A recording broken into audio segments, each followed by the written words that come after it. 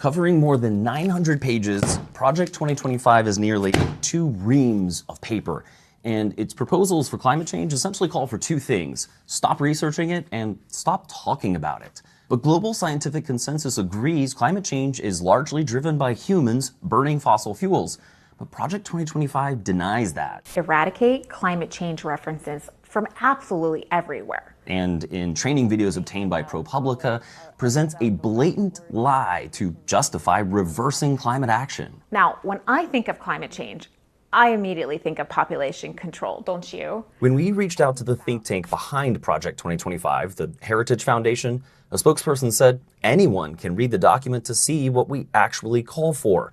And when you do, you'll read about major cuts and changes to the EPA, FEMA, the National Weather Service, even proposing that NOAA should be dismantled and many of its functions eliminated. It's so bizarre, right? I mean, how many Americans are sitting around their kitchen table right now with their family looking over bills and the cost of living and thinking to themselves, what are we going to do about NOAA and the Weather Service? I mean, literally, I can think about 99 problems and NOAA ain't one of them. Project 2025 has sweeping plans for NOAA agencies to fully commercialize the National Weather Service, sideline the National Climate Assessment, and says NOAA's climate change research should be disbanded, even though that research helps improve forecasts and keep Americans safe. That's why everybody gets up each and every day to come in here and do their research so that the public have the knowledge, the understanding, the information to make decisions that are critical for them and their families. But I am concerned that they don't want to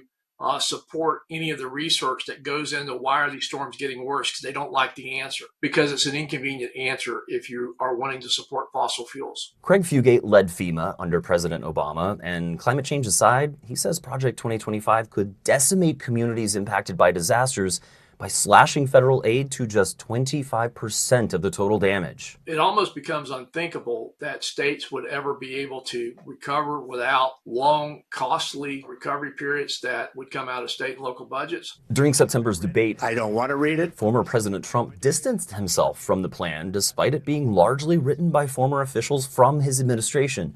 His campaign told us that only the president and not any other organization or former staff represent policies for the second term.